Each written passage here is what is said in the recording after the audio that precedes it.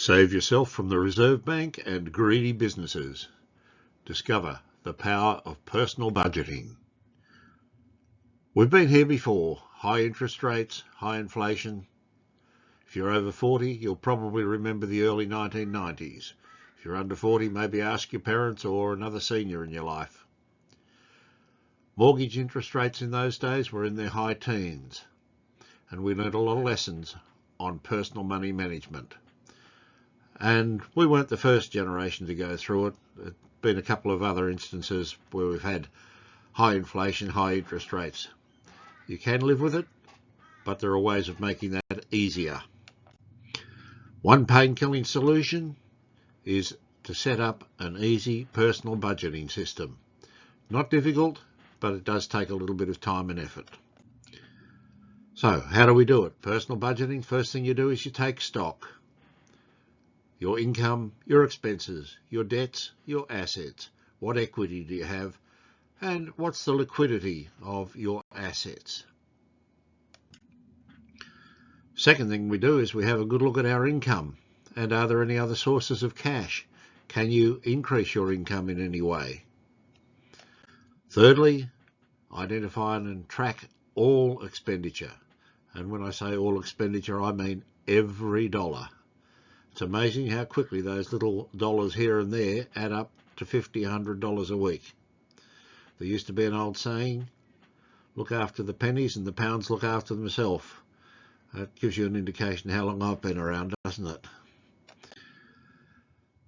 Classify the expenditure. Have a look at what's essential, what's necessary, what are lifestyle expenses, and then what are luxuries. You'll need to do that classification to get a good budget in place.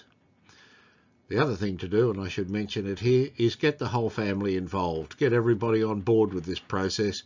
It will save a lot of pain and arguments down the track. Draft a one-year budget. Essentials first, then the necessary expenses, then the lifestyle expenses, and then if you've got money left over, you can budget for the luxuries, or you can start setting aside money for things that may be luxuries or big expenses that are coming up down the track. Money for investments is an important area as well. Craft detailed budgets for the next 3 months. You should be able to estimate what's going to happen in the next 3 months fairly accurately.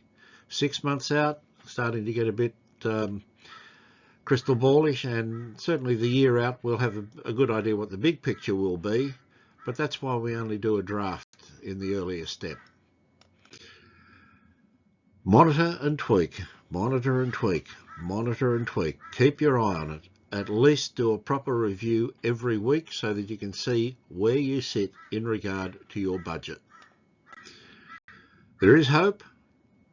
These cycles come and go. As the saying goes, the tide comes in and the tide goes out. Now, your personal budgeting will provide a sense of relief. Your money truth will be your financial salvation. Remember, if you're over 40, go back and think about the early 90s. They were not pleasant times. If you're under 40, ask your parents or grandparents what it was like. Those mortgage rates, as I said before, we're in the high teens. We're only, sort of 6-7% at the moment. So we're in a moderate level, and this is what my generation would call pretty normal interest rates. But after the last 10 years, it's a shock to the system. So come and visit Anchoraus for budgeting assistance. I have programs that I can help with. I have budgeting tools that I can provide and guide you through. And there are a couple of blog posts on there as well. Anchoraus.com/personal budget and Anchoraus.com budgeting for beginners. So I hope to see you there, and good luck with looking after your personal finances. Thanks for watching.